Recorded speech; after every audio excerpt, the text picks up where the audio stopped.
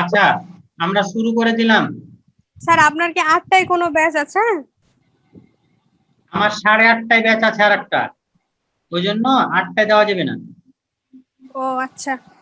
যদি মনে করি ওরাকে 5 মিনিট 10 মিনিট সরাবো, সরাইতে পারবো। হ্যাঁ, জি ঠিক আছে। জি স্যার।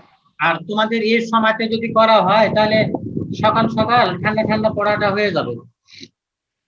জি স্যার। আচ্ছা ঠিক আছে, আমরা শুরু করে দিলাম আমাদের সপ্তম অধ্যায়। গতদিন আমরা জাস্ট আলোচনা করেছিলাম।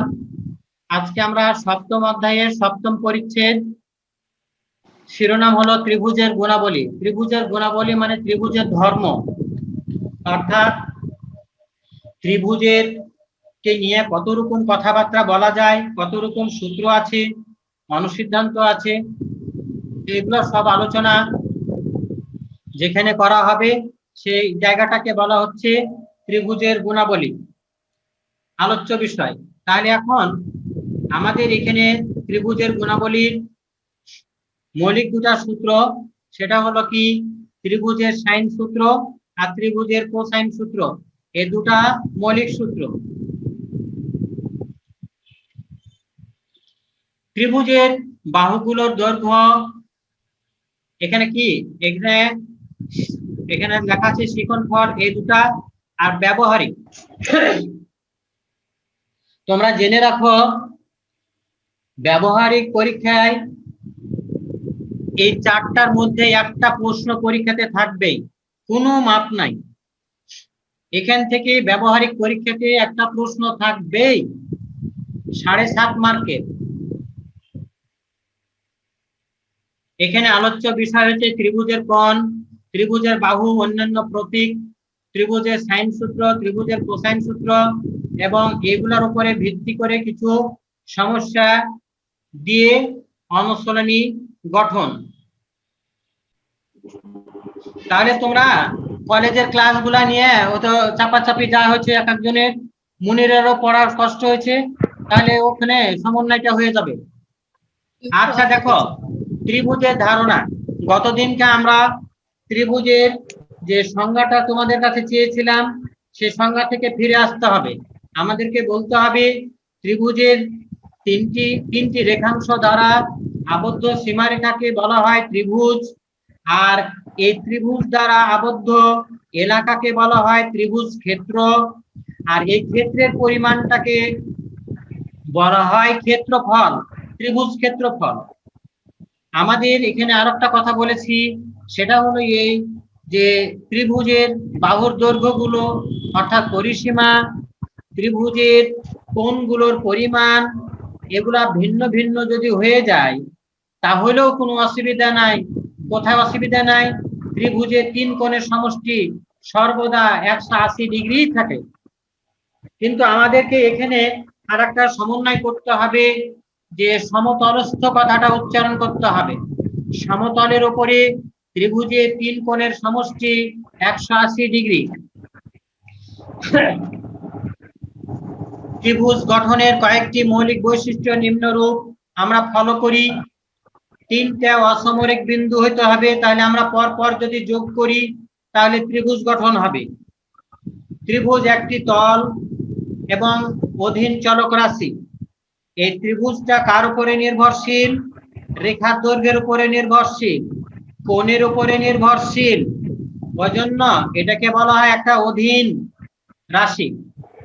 ত্রিভুজের যে কোনো দুইটি কৌণিক বিন্দুর সংযোগ রেখাকে, খেলা সবাই, বাহু কাকে বলে শুনে নাও। ত্রিভুজের যে কোনো দুইটি কৌণিক বিন্দুর সংযোগ রেখাংশকে ওই ত্রিভুজের বাহু বলে। বাহুর দৈর্ঘ্য একটি স্বাধীন চলক রাশি, কিন্তু পরিসীমাটা হলো একটি অধীন চলক রাশি। কারণ বাহুর দৈর্ঘ্যগুলা কি রকম ভাবে নিব সেগুলোর উপরে ভিত্তি করে তখন আমাদের এই চলক রাশিগুলো বা বাহুর দৈর্ঘ্যগুলা যেরকম নিব তার পরিসীমাটা সেরকম ভাবে পরিবর্তন হবে। আবার কোণগুলো এক একটি চলক রাশি, কারণ আমি একটা কোণ 30 ডিগ্রি, একটা 55 ডিগ্রি, বাকিটা আর একটা নিয়ে একটা ত্রিভুজ তৈরি করতে পারি। একটা 5 ডিগ্রি, একটা 75 ডিগ্রি, একটা 100 ডিগ্রি নিয়েও ত্রিভুজ গঠন করতে পারি। তাহলে ত্রিভুজের কোণগুলো বিভিন্ন রকম হতে পারে, ওই জন্য এটাকে বলা হয় চলক রাশি। ত্রিভুজের 3টি কোণের সমষ্টি 2 সমকোণ, এটা যে কোনো ভাবে ত্রিভুজ আঁকো না কেন, অল টাইম 180 ডিগ্রি। 3 কোণের সমষ্টি সর্বদা অপরিবর্তনশীল, কিন্তু বাহুর দৈর্ঘ্য বা কোণের পরিমাণগুলো ভিন্ন ভিন্ন হতে পারে। তাই বাহুর দৈর্ঘ্য এবং কোণের পরিমাণগুলোকে আমরা কোনটাকে বলবো আমরা চলক রাশি, আর 3 কোণের সমষ্টিকে বলবো আমরা ধ্রুব রাশি। আমরা এখানে বলতে চাচ্ছি 3টা বাহুর দৈর্ঘ্যকে, ত্রিভুজের 3টা বাহুর দৈর্ঘ্যকে আমরা পরিসীমা বলবো। আর ত্রিভুজ উচ্চারণ করা যায় আমাদের 6 ভাবে। কোণটাকে মধ্যখানে রেখে, খেয়াল রাখবা, শীর্ষটাকে মধ্যখানে রেখে আমরা ডানে বামে 2 ভাবে উচ্চারণ করতে পারি। তাহলে প্রত্যেকটা শীর্ষের জন্য যদি 2 ভাবে হয়, তাহলে আমরা প্রত্যেকটা শীর্ষের জন্য যদি আমরা 2 ভাবে তৈরি করতে পারি, তাহলে 3টা শীর্ষ আছে, 3 দুগুণে 6। তাহলে এখন আমাদের প্রশ্ন হলো এই,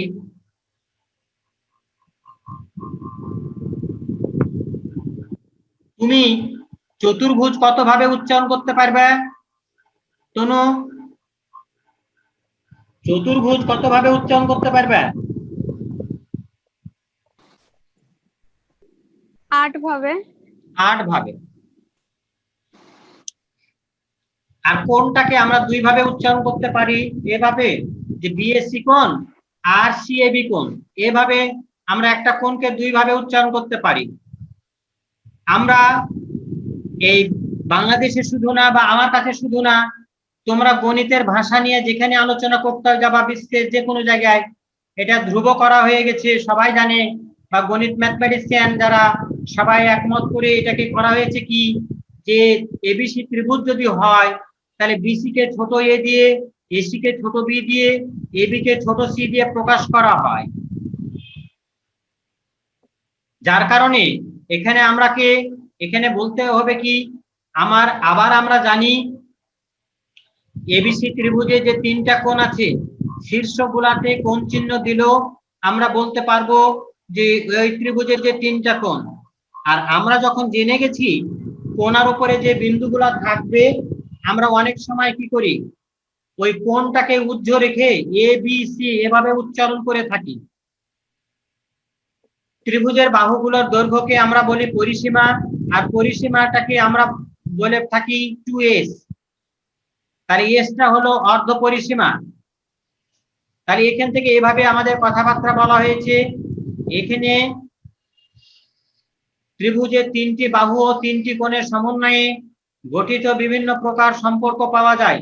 আমরা কোণ ভেদে ত্রিভুজ 3 প্রকার বলি, বাহু ভেদে বলি 3 প্রকার, মোট 6 প্রকার এভাবে আমরা কথা বলে থাকি। সূক্ষ্মকোণী, স্থূলকোণী, তারপরে সমকোণী। আর আমরা বলি কি বাহু ভেদে, তাহলে কি বল 3টা, সমবাহু, সমদ্বিবাহু এবং বিষমবাহু। এখানে আমরা 9, 10 এ হায়ার ম্যাথ যাদের ছিল তারা আমরা পড়েছিলাম 3 নাম্বার অধ্যায়ে ওই যে অ্যাপোলিনিয়াসের উপপাদ্য। আমরা কি পড়েছিলাম ওখানে? অ্যাপোলিনিয়াসের উপপাদ্য বলেছিলাম যে ওই ত্রিভুজের যে কোনো শীর্ষ হতে যদি বিপরীত বাহুর উপরে মধ্যমা অঙ্কন করা যায়, তাহলে ওই মধ্যমা সংশ্লিষ্ট বাহুদ্বয়ের বর্গের সমষ্টি সমান ওই মধ্যমার উপরে বর্গ এবং তৃতীয় বাহুর অর্ধেকের বর্গের সমষ্টির দ্বিগুণ। এভাবে আমরা অ্যাপোলিনিয়াসের উপপাদ্য আমরা পড়েছিলাম। ওইভাবে এখানে কথাটা লেখা আছে বা ওইভাবে আমরা কাজ করছি। এখানে খেয়াল রাখো, তোমরা ওখানে আরেকটা ফর্মুলা পড়েছিলা, ত্রিভুজের মধ্যমাগুলোর বর্গের সমষ্টির 3 গুণ 4 গুণ, আর বাহুগুলোর বর্গের সমষ্টির 4 গুণ 3 গুণ পরস্পর সমান।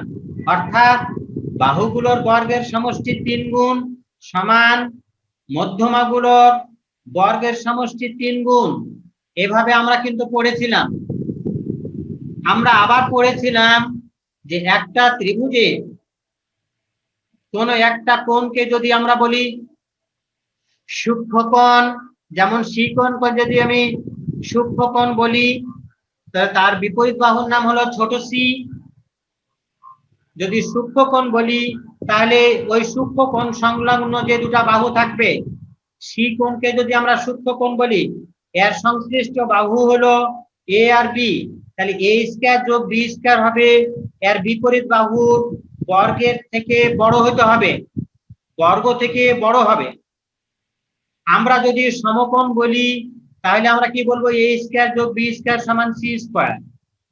আমরা যদি সি কোণটাকে স্থূলকোণ বলি তাহলে আমরা বলবো এ স্কয়ার যোগ B square less than C square, less than C square. তাহলে এখন আমাদের প্রশ্ন হলো যে যদি স্থূলকোণ হয় তাহলে আমাদের দেখা যাবে যে ওই কোণের বিপরীত বাহুটার বর্গটা বড় হয়ে যাবে অপর দুটার বর্গের সমষ্টি অপেক্ষা। এখানে আরেকটা আমরা জানি যে ত্রিভুজ গঠন করতে গেলে যে কোনো দুটা বাহুর সমষ্টি তার 3 নাম্বার বাহু থেকে বড় হতে হবে। আমরা এখানে আরেকবার খেয়াল রাখবো, তোমাদের এরকম প্রশ্ন করবে পরীক্ষাতে বা তোমাদের বইয়ে সেরকম নাই প্রশ্ন, কিন্তু অ্যাডমিশনে প্রশ্নগুলো আসতে পারে যে 3টা বাহুর দৈর্ঘ্য দেওয়া আছে একটা ত্রিভুজে, দিয়ে তখন বলল যে মধ্যমাগুলোর অনুপাত, উচ্চতাগুলোর অনুপাত, তারপরে বলবে মধ্যমাগুলোর দৈর্ঘ্য বা লম্বের দৈর্ঘ্য এগুলা নির্ণয় করো, বা তোমাকে বলবে কোন একটা কোণের সমদ্বিখণ্ডকের দৈর্ঘ্য নির্ণয় করো। এরকম যখন প্রশ্ন করবে ওই অ্যান্সার গুলা এখানে করা আছে। এই জায়গাটা খুব মারাত্মক। অনুসিদ্ধান্ত 1, এখানে দেখো মধ্যমার সূত্র হলো কি, মধ্যমা বলছি এডি। মধ্যমা কাকে বলে তনু? মধ্যমার সংজ্ঞা হলো বাহুর মধ্যবিন্দু ও বিপরীত শীর্ষের সংযোগ রেখাংশকে মধ্যমা বলে। বাহুর মধ্যবিন্দু এই লম্বটা কার জন্য হয়? সমবাহু ত্রিভুজের জন্য হয়। আর সমদ্বিবাহু ত্রিভুজের জন্য একটা লম্ব হয়, অন্যগুলা হয় না। সুতরাং সংজ্ঞাটা তোমাদের হলো না। ওখানে বলতে হবে ত্রিভুজের শীর্ষ থেকে বিপরীত বাহুর উপর অঙ্কিত, না, বিপরীত বাহুর মধ্যবিন্দুর সংযোগ রেখাংশকে মধ্যমা বলে। ত্রিভুজের শীর্ষ থেকে বিপরীত বাহুর মধ্যবিন্দুর সংযোগ রেখাংশকে মধ্যমা বলে। তাহলে এই মধ্যমার দৈর্ঘ্য বাইর করার সূত্র হলো 4AD স্কয়ার সমান, যদি এ বিন্দু থেকে বের করি তাহলে ফর্মুলা হচ্ছে কি, বি স্কয়ার যোগ সি স্কয়ার মাইনাস এ স্কয়ার।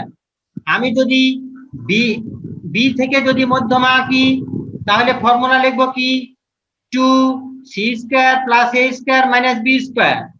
আমি যদি সি থেকে মধ্যমা আঁকি তাহলে মাইনাস সি স্কয়ার। আমি যেখান থেকে মধ্যমা আঁকবো সেটা বিয়োগের পরে লিখবো। কি তনু বোঝা যাবে?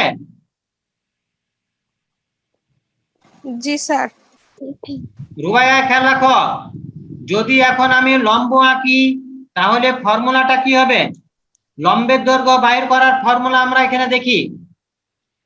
লম্বের দৈর্ঘ্য বাইর করার ফর্মুলা হলো ত্রিভুজের ক্ষেত্রফলকে 2 দিয়ে গুণ করে ভূমি এ দিয়ে ভাগ। আমি যদি এডি বলি তাহলে বিসি হলো ভূমি, আর বিসি মানে হলো ছোট হাতের এ। আমি যদি বলি বি থেকে লম্ব আঁকবো তখন এসি হলো ভূমি, এসি মানে হলো বি, তখন এখানে বাই বি লিখবো। এভাবে আমাদের লম্ব বা উচ্চতা গুলো আমরা নির্ণয় করতে পারবো। তাহলে আমাদের 3টা উচ্চতা, 2 del by a, 2 del by b, 2 del by c, এভাবে করে আমরা 3টা মধ্যমা লম্ব অঙ্কন করতে পারবো বা নির্ণয় করতে পারবো। এইটাকে অনুপাতের ভাষায় যদি লিখতে পারি, অনুপাতের খেলা কর, লবে যারা কমন থাকবে তারা আউট হয়ে যাবে, আর হরে যারা থাকবে তাদের লসাগু হয়ে যাবে। অর্থাৎ এখানে এ আছে তাহলে দুইজন বিসি, এখানে বি আছে তাহলে এসি, এখানে সি আছে তাহলে এবি। এটা তাড়াতাড়ি। তাহলে এখান থেকে আমরা শিখে গেলাম যে যদি তোমাকে একটা ত্রিভুজের তিনটি উচ্চতার অনুপাত নির্ণয় করতে বলে, তাহলে আমরা পরীক্ষাতে লিখতে পারবো যে বিসি, কারণ প্রথমটার যদি বলি প্রথমটা এ বাদ দিয়ে তাহলে কি হচ্ছে বিসি, তারপরে বি বল দ্বিতীয় বাদ চলে গেল তাহলে সি এ, তারপরে সি মানে এবি। রুবাইয়া বুঝতে পারছি? জি স্যার, পেরেছি। এবার এখন আমাদের জানি, তোমরা জানো ত্রিভুজ সাপেক্ষে তিন প্রকারের বৃত্ত গঠন করা যায়। একটা বৃত্ত কে বলা হয় পরিবৃত্ত, আর একটাকে বলা হয় অন্তবৃত্ত, আর একটাকে বলা হয় বহিবৃত্ত। তাহলে বহিবৃত্তটা কি তোমরা খেয়াল রাখো, বহিবৃত্তটা কি, অন্তবৃত্তটা কি, পরিবৃত্তটা কি? ত্রিভুজের শীর্ষ দিয়ে গমনকারী বৃত্তটা হলো পরিবৃত্ত, আর ত্রিভুজের বাহুগুলোকে স্পর্শ করে যে বৃত্ত অঙ্কন করা যায় সেই বৃত্তটাকে বলা হয় অন্তবৃত্ত।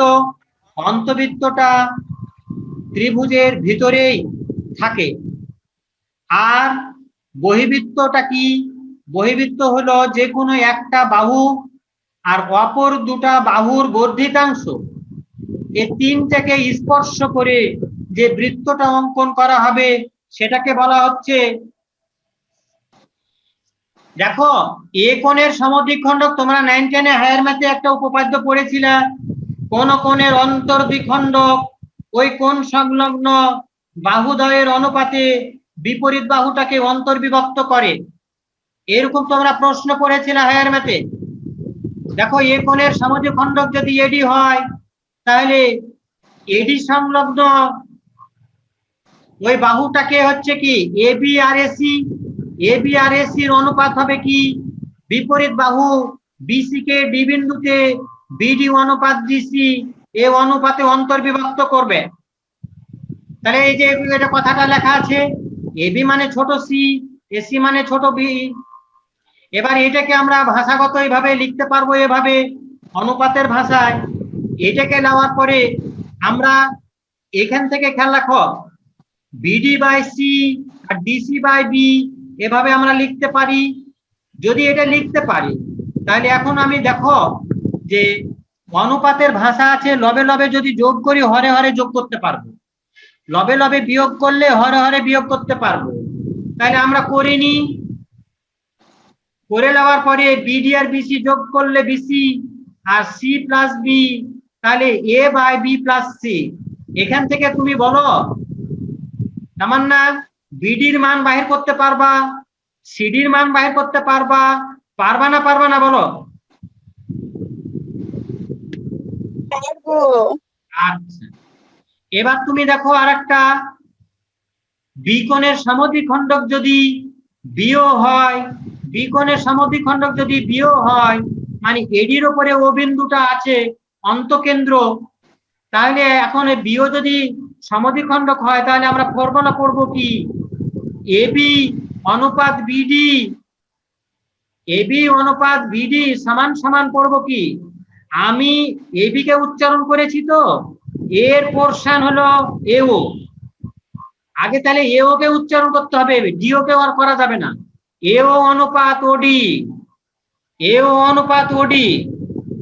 তাহলে এখান থেকেও আমরা একটা সমন্বয় করতে পারছি, দেখো AO by OD, BA by BD, BA মানে সি আর বিডি, তাহলে এখানে খেলা কত বিডি বাই সি সমান এটা, তাহলে সি বাই বিডি সমান কি হবে, এটা উল্টিয়ে বি প্লাস সি বাই এ।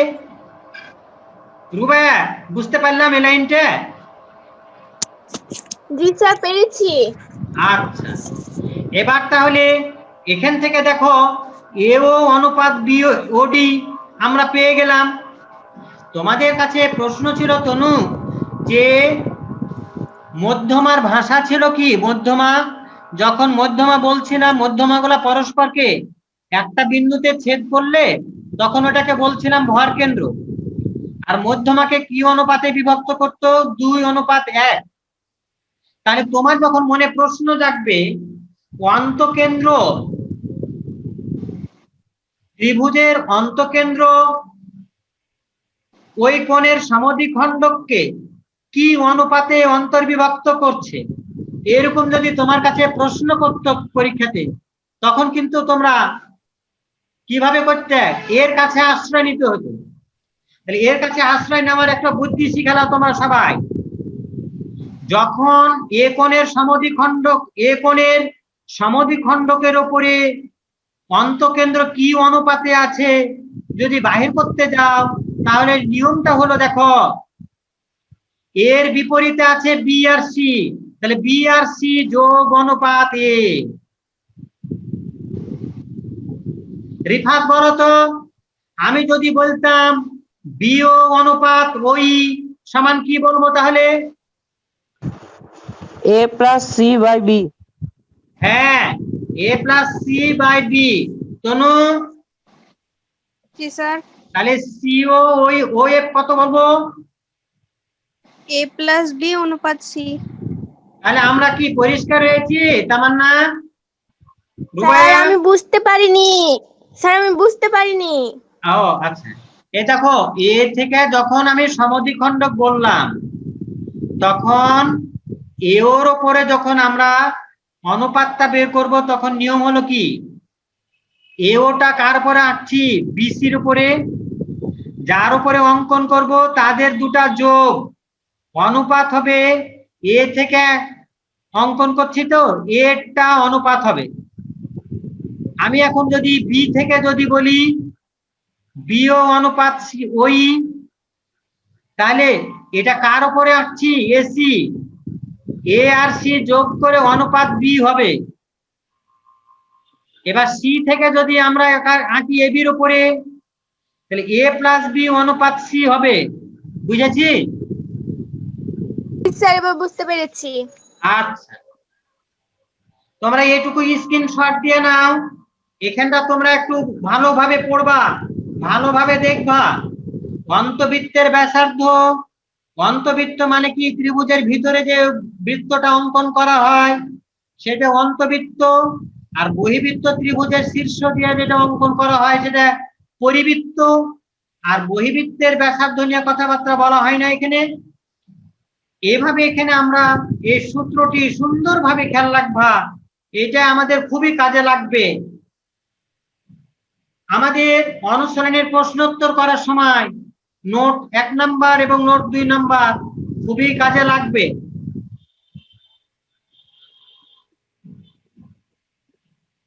এবার আমাদের প্রশ্ন হলো ত্রিভুজের সাইন সূত্র। এই ত্রিভুজের সাইন সূত্রটা এমন একটা সূত্র, তোমাদের বইয়ে প্রায় 70 থেকে 80% প্রশ্নের উত্তর এই সূত্র দিয়েই হবে। এত গুরুত্বপূর্ণ, এত মূল্যবান। তাহলে তোমাদের বইয়ে যত প্রশ্ন আছে তার 70 থেকে 80% প্রশ্নের উত্তর এই সূত্রটা দেওয়া হবে। এই সূত্রটা মনে রাখার পথ হলো a by sine A, B by sine B, C by sine C সমান টয়েস আর। এটাকে দেখো আমরা যদি এভাবে উচ্চারণ করি, সবাই দেখে নাও। এ বাহু আছে এখানে, এ বাহু বাই সাইন এ তার বিপরীত কোণ, বি বাই বিপরীত কোণের sine, sine B, C by বিপরীত কোণ সি, সাইন সি। ঠিক আছে? আমরা বুঝতে পারবো এবার রুবাইয়া? জি স্যার পেরেছি। ওই তামান্না, জি স্যার। পারলাম? জি স্যার পারবো। হ্যাঁ, জি স্যার পারবো, বুঝতে পেরেছি। তোমার নেটওয়ার্কের দিয়েছে ঝামেলা করছে নাকি আজকে? না স্যার, আমি তো আপনার কথা শুনতে পাচ্ছি, আসলে আমি একটু অসুস্থ, তো তাই মানে ভাল লাগছে না। ওরে আল্লাহ রে, বেশি ফ্যান চালায় না এখন। এটা ছবি তুলে নাও, এটা তোমরা বাসায় করবা। তোমরা 9-10 বৃত্তের উপপাদ্যগুলা পড়েছিলা, যে একই বৃত্তে একই চাপের উপরে দণ্ডায়মান কেন্দ্রস্থ কোণ তার বৃত্তস্থ কোণের দ্বিগুণ বা বৃত্তস্থ কোণ কেন্দ্রস্থ কোণের অর্ধেক। তোমরা পড়েছিলা একই চাপের উপরে দণ্ডায়মান বৃত্তস্থ কোণগুলো পরস্পর সমান। তোমরা পড়েছিলা কেন্দ্রগামী জ্যাকে ব্যাস বলে। তোমরা পড়েছিলা বৃত্তে অন্তর্লিখিত চতুর্ভুজের বিপরীত কোণ দুটির সমষ্টি দুই সমকোণের সমান। তনু, এগুলো আমরা পড়িনি? জি স্যার, পড়েছি। হ্যাঁ, এগুলো এখন স্ক্রিনশট দিয়ে নাও। তোমরা এগুলা যে কথাগুলা বললাম এগুলোর উপরে ভিত্তি করে ভাববা, দিয়ে আগামী দিন আমাকে বলবা। এগুলা পরীক্ষাতে আর পড়বে না, যার কারণে কিন্তু তোমার বুঝার দরকার আছে। তোমার বুঝার দরকারের কারণে আমি দিলাম। সুন্দরভাবে প্রমাণগুলো একটু দেখে নিবা।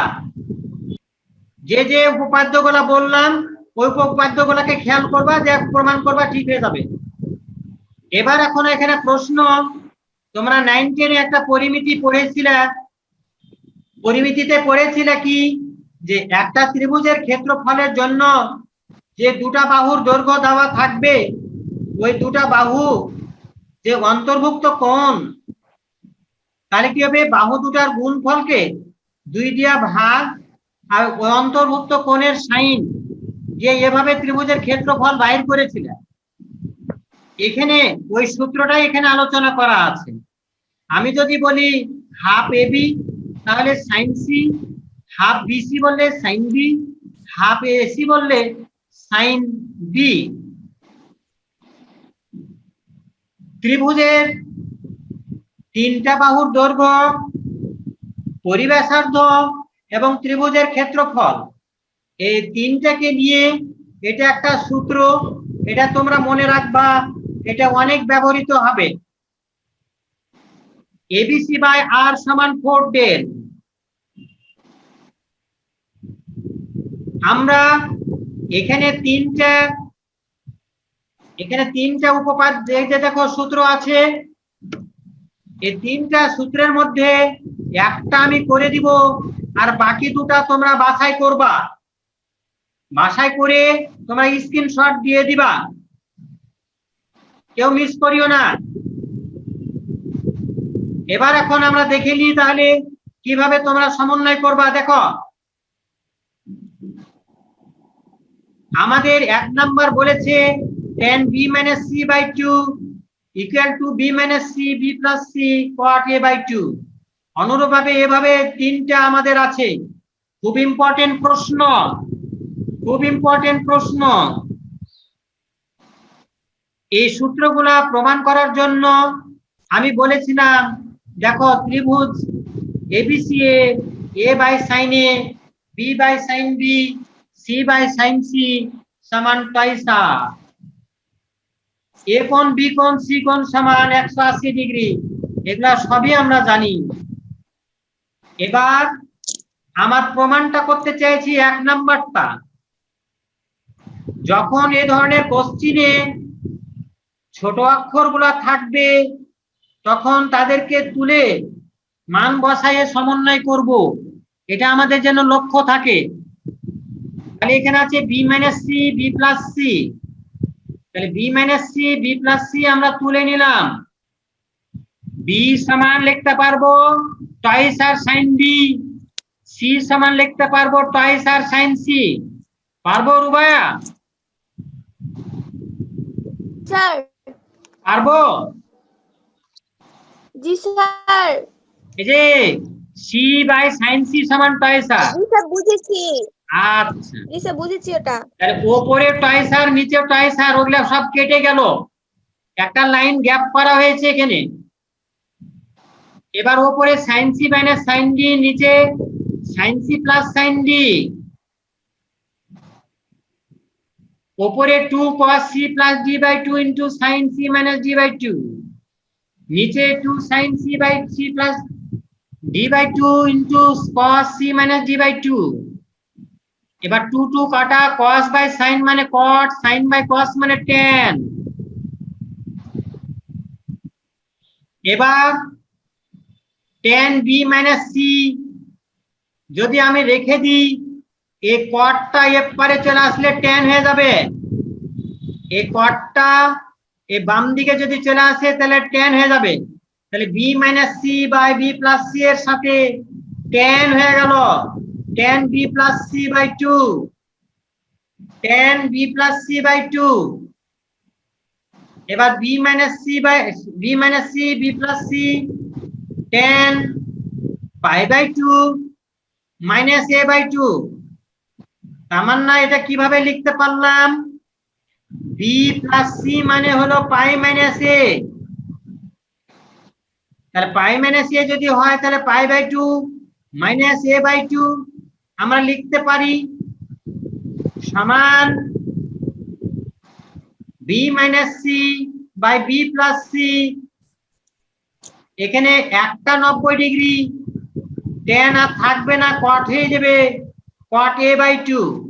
দেখো এটাই প্রমাণ করতে বলেছে কিনা আমাদের, tan b minus c by 2 সমান b minus c by b plus c cot a by 2। আচ্ছা, কি রুবাইয়া কোনো প্রশ্ন আছে? না স্যার। তামান্না? না স্যার। আচ্ছা, এবার তোমাদেরকে আমি বলে দিই, সবাই শুনে নাও।